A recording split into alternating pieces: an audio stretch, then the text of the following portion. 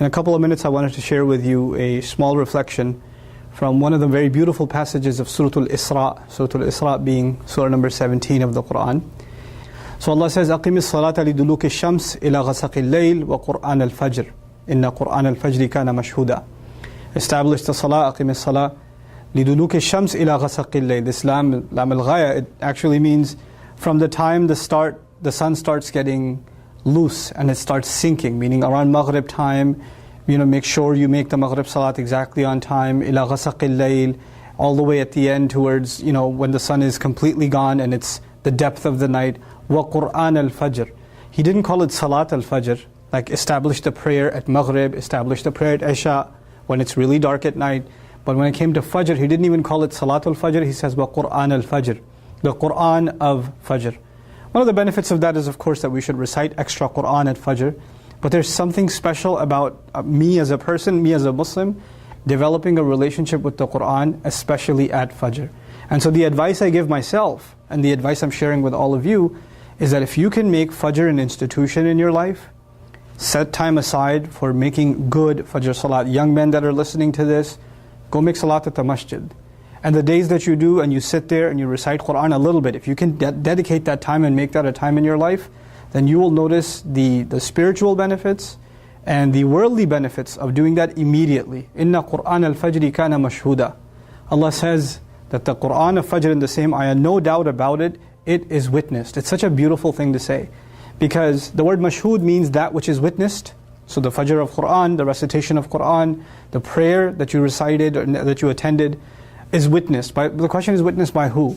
That's an hour of the day when most people are asleep. And so even if somebody's walking to the prayer, driving to the prayer, nobody sees them. But Allah says that's the time that is mashhud. Usually things that are mashhud, things that are witnessed, are the middle of the day. Popular times, popular places. But the masjid is not a popular place at Fajr time. Not for most of us. The salat is not a popular time for most of us. It's not when you see a lot of people around you. But Allah says, no doubt about it, it is witnessed. The question is then, witnessed by who? Not by other people that are sleeping, not by the people of ghafla, the people of heedlessness, the people of sleep, but rather by the angels that are recording our deeds. Rather by Allah Azza wa Jal Himself, who's making note of these slaves that are coming and leaving their sleep for Himself and His word. So this is it's a very powerful thing. And so tied to this, this advice for myself again, for all of you, is if we can make a really good habit of going to sleep early. It's easy to say and it's so hard to do, I know. We always have things to do and they pile up and we start getting around to them in the evening. Of course, shaitan gets a little extra active in the evening too, so our distractions come and you're sitting there watching videos, hopefully not this one at 2 in the morning, and you're doing all of this late at night, and then your Fajr is basically, it's kind of just getting it out of the way. You're half asleep and you pray a couple of rak'ahs, you don't even know what you prayed. Your wudu was when you were half asleep, your prayer was when you were half asleep, and you go about your day. If you wake up, if you're among those who wake up. So if we can make a real habit in our lives of going to sleep early, and as a result waking up early and really having the Qur'an of Fajr being given its right, Qur'an al-Fajr. It's one of the few idafas. I don't know of any other idafa in the Qur'an except Qur'anahu, its recital. That the word Qur'an is associated with something else directly like this, with this kind of construction, except with Fajr. So I pray that I'm able to take advantage of that, and all of you are. And I can guarantee you, I know I've experienced this personally in my life, and I can guarantee you, you'll experience this for yourselves.